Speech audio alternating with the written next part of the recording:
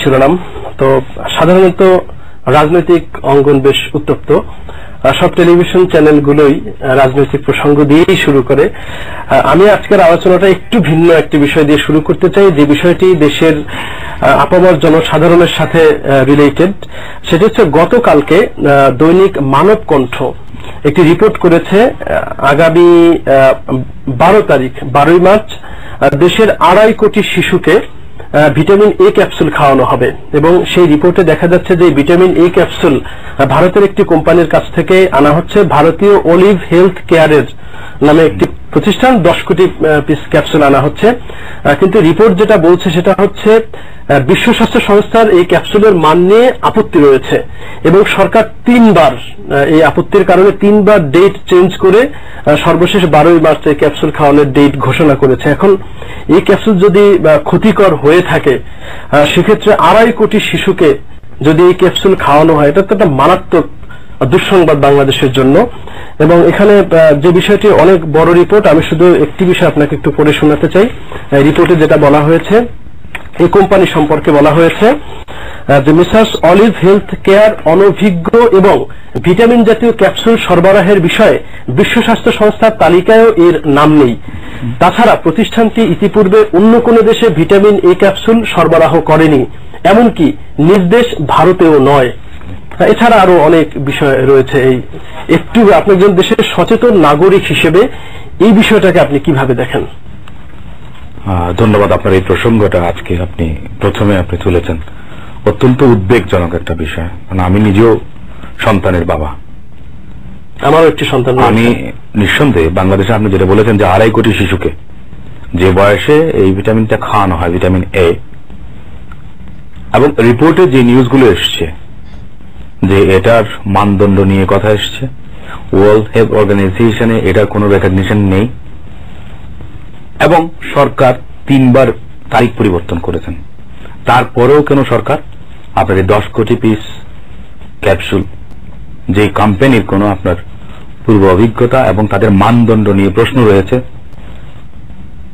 তার থেকে কেন আপনার এই ঔষধ আমদানি করতে হবে? আমি একটা জিনিস আমি মনে করি, প্রথমত একটা জিনিস আছে, আমরা আমাদের যে বর্তমান সরকার, আপনি বিভিন্ন জায়গায় দেখেন নেপোটিজমের কথা বলেন, আপনি দুর্নীতির কথা বলেন। এটাতে যে শুধু দুর্নীতির বিষয় জড়িত তা না, কিন্তু আপনার যে টাকার অঙ্কে কত লাগবে সেটা যদিও এখানে উল্লেখ নেই, আমি জানি না আছে কিনা। 10 কোটি পিস আপনার ভিটামিন নেওয়া হচ্ছে ভারতের যে কোম্পানি অলিভ হেলথ কেয়ার থেকে। এখানে যে শুধু আপনার মানিটারি ব্যাপার জড়িত তা না, কিন্তু আমার আশঙ্কা যেটা, যে একটা প্রজন্মকে ভবিষ্যতে এই ভিটামিন আপনার ধ্বংস করে দিতে পারে, তিলে তিলে শেষ করে দিতে পারে, হয়তোবা বিকলাঙ্গ করতে পারে, মানসিকভাবে হোক শারীরিকভাবে হোক। আমি সরকারের কাছে আমি এটা আহ্বান জানাবো এবং বাংলাদেশের জনগণ সচেতন বাবা মারাও এই সিদ্ধান্ত সরকারের এবং এই 13 মার্চ সম্পর্কে যদি জেনে থাকেন, নিঃসন্দেহে এটা 12 মার্চে আছে।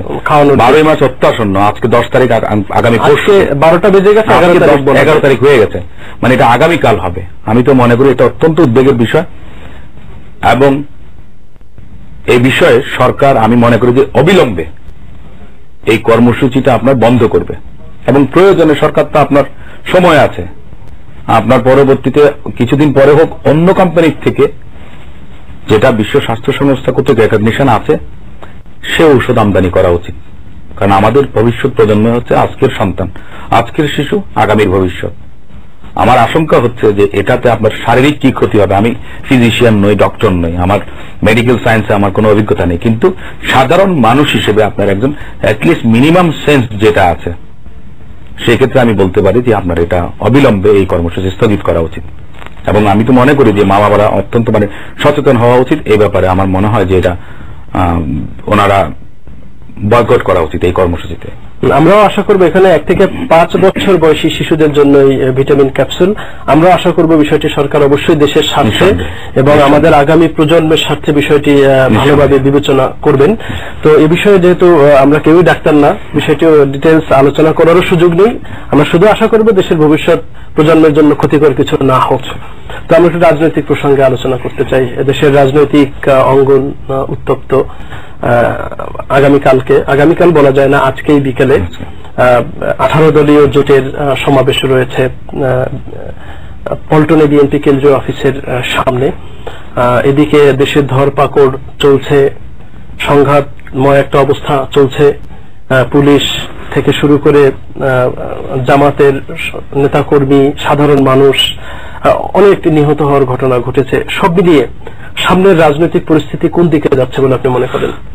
এই বিষয়টা তো আপনার দেশকে একটা সংকটের দিকে ঠেলে দিয়েছে নিঃসন্দেহে, এবং এভাবে যদি চলতে থাকে দেশে কিন্তু গৃহযুদ্ধ লেগে যাওয়ার মতো একটা সম্ভাবনা তৈরি হয়েছে।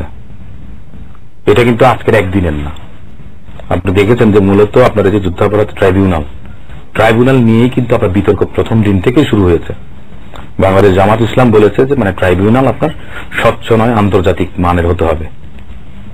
আমার দলের, আমি একটা দলের সঙ্গে সম্পৃক্ত, আমার দলের চেয়ারপারসন বেগম খালেদা জিয়া তিনি বলেছেন যুদ্ধাপরাধের বিচার আমরাও চাই, কিন্তু সেটা আন্তর্জাতিক মানদণ্ড এবং ন্যায় বিচার নিরপেক্ষ সেভাবে হতে হবে ট্রাইব্যুনাল।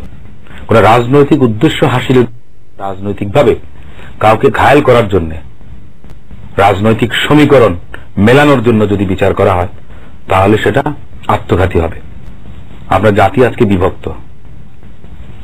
আমি তো মনে করি যে আপনার বিচার তো চলছিল, আপনার ট্রাইব্যুনাল একটা জাজমেন্ট দিয়েছে। প্রথমে মাওলানা আজাদ সাহেবকে আপনার ফাঁসির আদেশ দিয়েছেন, তার পরবর্তীতে জনাব আব্দুল কাদের মোল্লা ওনাকে দিয়েছে আপনার যাবজ্জীবন। কিন্তু ঠিক তার পরপরই হঠাৎ করে আপনার শাহবাগে এই যে বলা হয় যে তরুণদের আপনার যে জাগরণ, গণজাগরণ, এটা কৃত্রিম এক ধরনের। আমার কাছে প্রথমে আমি কিন্তু সাধুবাদ জানিয়েছিলাম যে মুক্তিযুদ্ধের চেতনা আমিও বিশ্বাস করি, এবং আজকের প্রজন্ম তরুণরা আপনার এটা উপলব্ধি করতে পেরেছে। তারা বিচার চাইবেন, কিন্তু যখন ট্রাইব্যুনালকে, আমি তো মনে করি যে ট্রাইব্যুনালের উপরে কিংবা আদালতের উপরে যে প্রেসার তৈরি করা, এটা কখনো মনে করেন যে রুল অফ ল আপনার যদি না থাকে তাহলে তো আপনার মনে করেন যে বিচার ব্যবস্থা ভেঙে পড়বে। শাহবাগের আন্দোলনটাকে প্রথম দিকে বিএনপির আপনার পাশাপাশি অনেকেই সাধুবাদ জানিয়েছে, যেমনটি বললেন যে মনে হচ্ছে কৃত্রিম। এটা তো পরবর্তীতে কিন্তু দেখা গেছে যারা প্রথমে নেতৃত্বে ছিলেন তাদেরকে কিন্তু দেখা যায় না। এবং এটা আপনার একটা জিনিস আমাকে বলেন, পুলিশ তাদেরকে পাহারা দেয়, বিরিয়ানি আসে আপনার, এত ব্যানার যে তরুণ আপনার, তাদের পকেটের এত পয়সা কোথা থেকে আসে? আমি ওই ভিতরে যাব না, ঠিক আছে, আপনার হতে পারে কেউ তাদেরকে সাহায্য সহযোগিতা করতে পারে, কিন্তু সরকারের যে মদত স্পষ্ট। আমি কিন্তু প্রথম যেদিন বলেছিলাম যে আমি সাধুবাদ জানাই, কিন্তু পাশাপাশি আমি আশা করেছিলাম যে এই তরুণ প্রজন্ম আপনার শাহবাগ থেকে বলবে দুর্নীতির বিরুদ্ধে কথা, বলবে পদ্মা সেতু দুর্নীতি, হলমার্ক কেলেঙ্কারি, শেয়ার কেলেঙ্কারি, মানবাধিকারের যে চরম অবনতি দেশে গত 4 বছরের অধিক সময়ে এই সরকার ক্ষমতা আসার পরে বাংলাদেশে যে নির্যাতনের চিত্র, আমি ভেবেছিলাম যে সমস্ত কিছুর অবসান চাইতে হবে। শুধুমাত্র আমি একটা কথা বলি, যুদ্ধাপরাধের বিচার যদি হয়ে যায় এবং তাদের দাবি মতো যদি জামাত নেতাদের কিংবা আপনার যারা যুদ্ধাপরাধের সঙ্গে জড়িত মানবতা বিরোধী অপরাধ যদি হয়ে যায়, তাহলে কি সমস্ত সমস্যার সমাধান হয়ে যাবে? দেশের সমস্ত সংকট কি কেটে যাবে? আমি নিশ্চিত করে বলতে পারি সেটা কখনোই কাটবে না। আচ্ছা, এই যে আন্দোলন, শাহবাগের আন্দোলন, সেখানে সরকার পাহারা দিচ্ছে, 3 স্তরের নিরাপত্তা দেওয়া হচ্ছে এমনও রিপোর্ট বিভিন্ন গণমাধ্যমে এসেছে। তো গণতান্ত্রিক দেশে কোন দাবি নিয়ে যে কেউ যখন কোন আন্দোলন করবে, সে আন্দোলন যাতে সুশৃঙ্খল ভাবে হয়, সেখানে কোনো বিশৃঙ্খলা না হয়, সেটা দেখা তো সরকারের দায়িত্ব। তাহলে সরকার তো সেই দায়িত্বই পালন করেছে না? সরকার সে দায়িত্ব, এটা আন্দোলন না, কিন্তু আন্দোলন করেছি আমরা সরকারের বিরুদ্ধে, বা আমরা আন্দোলন করছি। আমরা যখন স্বৈরাচার বিরুদ্ধে আন্দোলন করেছিলাম, পুলিশ পাহারায় কিন্তু দেয়নি। পুলিশের নির্যাতন, সরকারে যারা থাকে তাদের বিরুদ্ধেই কিন্তু আন্দোলন হয়। আর এটা হচ্ছে যে প্রো গভর্নমেন্ট একটা আন্দোলন। সরকার কখনো আদালতের ঘাড়ে বন্দুক রেখে, যেমন তত্ত্বাবধায়ক সরকার আদালতের ঘাড়ে বন্দুক রেখে ওনারা আদালতের দোহাই দিয়ে তত্ত্বাবধায়ক সরকার ব্যবস্থা বাতিল করলেন। আর এখন এই চত্বর বানিয়ে আপনার এটার উপর বন্দুক রেখে আদালতের দিকে আপনারা অঙ্গুলি হেলন করেছেন। এখানে দাবিটা কি? বিচার তো আমরাও চাই, বিচার তো হচ্ছে। বিচারে কার একদিনের আপনার জেল হবে, 1 বছরের হবে, ফাঁসি হবে, নাকি যাবজ্জীবন কারাদণ্ড হবে, এটা আমি আপনি তো জানি না। আমরা বিচার দাবি করতে পারি। আপনি যখন বললেন যে ফাঁসি চাই, আর কোনো অল্টারনেটিভ নাই, দাবিটা কিন্তু তাই ছিল। দাবিটা না হলে আপনার চেতনা, ঠিক আছে, বলা হচ্ছে যে প্রজন্ম মুক্তিযুদ্ধের চেতনা, হঠাৎ করে চেতনা, তাহলে এতদিন কি চেতনা নাশক খেয়ে আমি পড়েছিলাম, নাকি আমার চেতনা বিনাশ হয়েছে? চেতনা কি লোপ পেয়েছিল? হঠাৎ করে আপনার এটা কেন করার প্রয়োজন হলো? দেশে একটা অস্থিতিশীল পরিবেশ তৈরি করার জন্য কিন্তু সরকার এটা করেছে। এটা দিয়ে আপনি দেখেন আজকে পদ্মা সেতুর কথা কেউ বলে না, আপনার শেয়ার কেলেঙ্কারির কথা বলে না, আপনার নির্যাতনের কথা বলে না, আপনার হলমার্ক বলেন, ডেস্টিনি বলেন। আজকে আবার আপনার দেখেছি যে আরেকটা কি গ্রুপ যেন, সেটা নাকি হলমার্ক কেলেঙ্কারি কেউ ছাড়িয়ে গেছে। এটা নিয়ে কিন্তু কেউ কথা বলবে না। সবার কনসেন্ট্রেশনটা এক জায়গাতে, যুদ্ধাপরাধ যুদ্ধাপরাধ যুদ্ধাপরাধ। আমরা একটা বিরতি নিয়ে নিই, তারপর আবার আলোচনায় ফিরবো। প্রিয় দর্শক, আমাদের সঙ্গে থাকুন। ছোট্ট